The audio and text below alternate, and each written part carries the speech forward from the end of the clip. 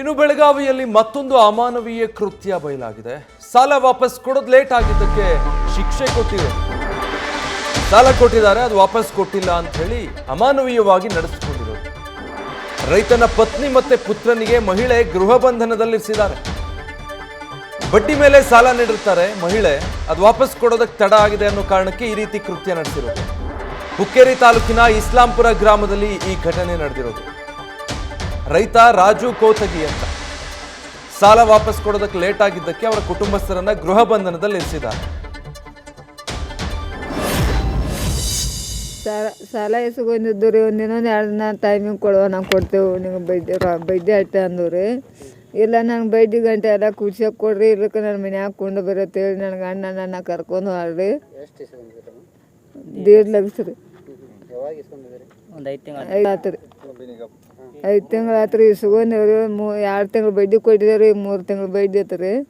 ಈಗ ಬಡ್ಡಿ ಕೊಡ್ತೇವೆ, ಅಸಲು ಕೊಡೋಕ್ಕಾಗೋದಿಲ್ಲ ಅಂದ್ರೆ ನಾನು ಬಡ್ಡಿ ಗಂಟೆ ಎಲ್ಲ ಬೇಕು ತಂದಾಕಿದ್ರೆ ನನ್ನ ಗಂಡ ನನ್ನ ಕರ್ಕೊಂಡು ಹಾಡ್ರಿ. 1 ತಾಸು ಹೇಳಿ ನನ್ನ ಮಕ್ಳು ನೋಡಿದಾರು. ಇವು ಬಂದನ್ರಿ ಸಣ್ಣವ ಬರಂದ್ರಿ, ನೀವು ಹೋಗ್ರಿ ಯಪ್ಪ, ನೀವು ಹೋಗ್ರಿ ನಾ ಕುಣಿತೇನೆ ಅಂದ್ರಿ. ಇವನು ಕುಣಿಸಿದ್ರು, ನಾವು ಬಂದವು ರೀ. ಬಂದ್ಮೇಲೆ ತಂದ್ರೆ 10 ಗಂಟೆ ಆಗೈತೆ ರೀ. ಆ ಕಳ್ಸಾಳ ಈ ಕಳ್ಸಾಳ 10 ಗಂಟೆಗೆ ಮಾತು ಊಟ ಮಾಡೋ ಟೈಮ್ ಕರಿಯಾಕೆ ಹೋದ್ರಿ ಇವ್ರಪ್ಪ. ಆಕೆ ಕಳಿಸಿದಲ್ರಿ, ಇಲ್ಲೇ ವಸ್ತೇನ ಇರಲಿ, ನಾನು ರೊಕ್ಕ ಕೊಟ್ಟಾಗ ನಿನ್ನ ಮಗನ ಬಿಡ್ತೇನೆ ಅಂದೋಡ್ರಿ. ನಾನಂತಲಿ ಅಂದ್ರೆ ಇವ್ ಬಂದ್ರಿ. ಬಂದ ಮತ್ತು ಹರಿವತ್ತೇನಂದ ಬೆಳಗ್ಲೆ ಎಲ್ಲರೂ ಇಸ್ಕೊಂಡರೆ ಬರ್ತಾರೆ ರೊಕ್ಕ, ನೀ ಚಾ ಕುಡಿ, ನೀವು ಹೋಗು ಅಂತೇಳಿ ನಾನು ಕಳಿಸಿದ್ರಿ. ನಮ್ಮ ಕರಿಯಾತ ನಮ್ಮ ಹುಡುಗನ ಕಳ್ಸೇನಿ. ಎಲ್ಲ ನಾ ಕಳ್ಸಿದ್ರೆ ರೊಕ್ಕ ಕೊಟ್ಟೆ ಹೋಗ್ರಿ ಅಂತ ಹೇಳಿರಿ. ನಾನಂತಲಿ ನಾನು ಹೆಂಡತಿ ಬರ್ದಿಲ್ಲ, ನನ್ನ ಮಗನೂ ಬರ್ದಿಲ್ಲ ಅಂತೇಳಿ ನಾನು ಗಂಡಾಗ ಮಾಡ್ಕೊಂಡು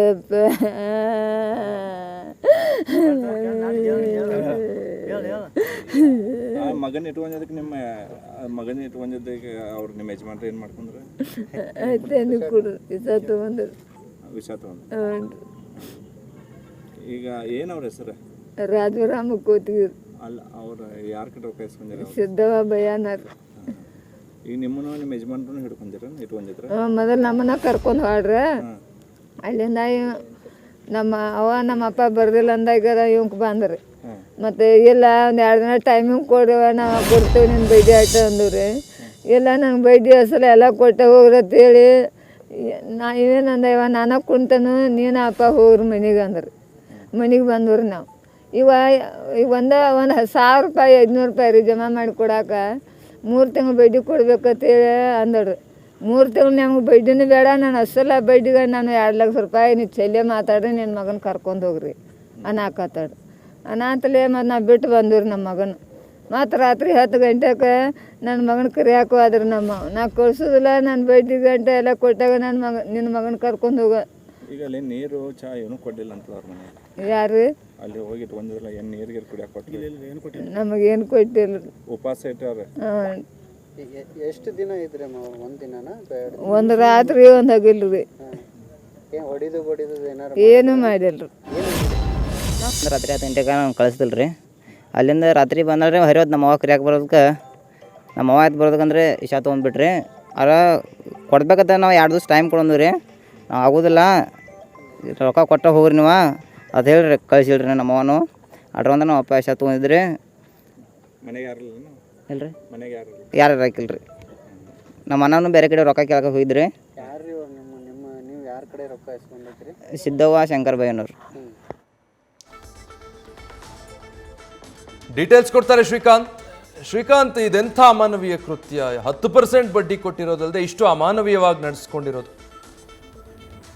ಹೌದು ವಿಜಯ್, ಏನಂತಂದ್ರೆ ಈ ಘಟನೆ ನಡೆದಿರುವಂತದ್ದು ಬೆಳಗಾವಿ ಜಿಲ್ಲೆ ಹುಕ್ಕೇರಿ ತಾಲೂಕಿನ ಇಸ್ಲಾಂಪುರ್ ಗ್ರಾಮದಲ್ಲಿ ನಡೆದಿರುವಂತದ್ದು. ಕಳೆದ 2 ದಿನಗಳ ಹಿಂದೆ ಏನಂತಂದ್ರೆ ಏನು ಈ ಸಿದ್ದವ್ವ ಏನಿದ್ದಾರೆ, ಈ ಸಾಲ ಕೊಟ್ಟವರು ಸುಮಾರು 10% ಬಡ್ಡಿಗೆ ಈ ಸಾಲವನ್ನ ನೀಡಿದ್ರು. ಆ ಸಾಲ ಸಕಾಲಕ್ಕೆ ಮರುಪಾವತಿ ಮಾಡದ ಹಿನ್ನೆಲೆಯಲ್ಲಿ ಏನು ರೈತ ಏನಿದ್ದಾನೆ, ರೈತನ ಪುತ್ರ ಹಾಗೇನೆ ಅವನ ಹೆಂಡತಿಯನ್ನ ಇವರು ಏನಂತಂದ್ರೆ ಗೃಹ ಬಂಧನದಲ್ಲಿ ಇಟ್ಟಿರ್ತಾರೆ. ಅಂತ ಸಂದರ್ಭದಲ್ಲಿ ಆತ ಏನು ಮಗ ಮತ್ತು ತಾಯಿ ಏನಿದ್ದಾರೆ ಅವರಿಬ್ಬರನ್ನು ಬಿಡಿಸ್ಕೊಳ್ಳಿಕ್ಕೆ ಬಹಳಷ್ಟು ಪ್ರಯತ್ನ ಮಾಡ್ತಾರೆ. ಆದ್ರೆ ಸಕಾಲಕ್ಕೆ ಹಣ ಹೊಂದೋದಿಲ್ಲ. ಅದರಿಂದಾಗಿ ಮನನೊಂದ ರೈತ ಏನಂತಂದ್ರೆ ಆತ್ಮಹತ್ಯೆಯನ್ನ ಮಾಡಿಕೊಂಡಿರುವಂತದ್ದು. ಈ ವಿಚಾರ ಏನು ಗೊತ್ತಾಗತ್ತೆ, ಅದಾದ ನಂತರ ಆ ಒಂದು ಯಮಕನಮರಡಿ ಠಾಣೆಯಲ್ಲಿ ದೂರನ್ನ ನೀಡಲಿಕ್ಕೆ ಹೋದಂತ ಸಂದರ್ಭದಲ್ಲೂ ಸಹ ಸರಿಯಾಗಿ ಏನಂತಂದ್ರೆ ಯಮಕನಮರಡಿ ಠಾಣೆ ಪೊಲೀಸರು ಏನು ಕೇಸನ್ನ ದಾಖಲು ಮಾಡ್ಕೊಂಡಿರಲಿಲ್ಲ. ಹಾಗಾಗಿ ಸಹಜವಾಗಿ ಏನಂತಂದ್ರೆ ಅವರ ವಿರುದ್ಧವೂ ಸಹ ಕುಟುಂಬಸ್ಥರು ಆಕ್ರೋಶವನ್ನ ವ್ಯಕ್ತಪಡಿಸ್ತಾ ಇದ್ದಾರೆ.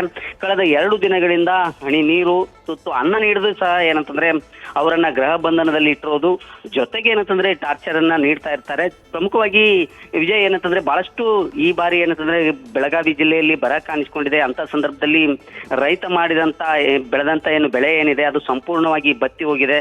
ಇದ್ರ ಜೊತೆಗೆ ಏನಂತಂದ್ರೆ ಆತ ಮಾಡಿದ ಸಾಲವನ್ನ ಸಕಾಲಕ್ಕೆ ತೀರಿಸಲಿಕ್ಕೆ ಸಾಧ್ಯ ಆಗ್ತಾ ಇಲ್ಲ. ಇಂಥ ಸಂದರ್ಭದಲ್ಲಿ ಗ್ರಾಮೀಣ ಪ್ರದೇಶದಲ್ಲಿ ಈ ರೀತಿಯಾದಂತ ಬಡ್ಡಿ ವ್ಯವಹಾರ ಏನಿದೆ ಇದು ಏನಂತಂದ್ರೆ ರೈತನನ್ನ ಬಹಳಷ್ಟು ಮುದ್ದಿ ಮಾಡ್ತಾ ಇದೆ. ಯಾಕಂತಂದ್ರೆ ಸರ್ಕಾರ ಹೇಳಿದೆ ಯಾವುದೇ ಕಾರಣಕ್ಕೂ ಒತ್ತಾಯ ಪೂರ್ವಕವಾಗಿ ಸಾಲವನ್ನ ನೀವು ವಸೂಲಿ ಮಾಡಬಾರ್ದು ಅಂತ ಹೇಳಿದ್ರು ಸಹ ಈ ರೀತಿಯಾದಂತ ಬಡ್ಡಿ ದಂಧೆಯಿಂದ ರೈತರು ಆತ್ಮಹತ್ಯೆಯನ್ನ ಮಾಡ್ಕೊಳ್ತಾ ಇರುವಂತದ್ದು. ಇದರ ಜೊತೆಗೆ ಈ ಅಮಾನವೀಯ ಘಟನೆ ಏನಿದೆ ಇದಕ್ಕೆ ಏನಂತಂದ್ರೆ ಯಮಕನಮರಡಿ ಠಾಣೆ ಪೊಲೀಸರೇ ಕಾರಣ ಅನ್ನೋ ಒಂದು ಗಂಭೀರ ಆರೋಪವನ್ನ ಕುಟುಂಬಸ್ಥರು ಮಾಡ್ತಾ ಇರುವಂತದ್ದು. Vijay, okay, thank you Srikanth. News first ನಿರ್ಭೀತಿಯಿಂದ ನಿಮ್ಮ ಪರವಾಗಿ.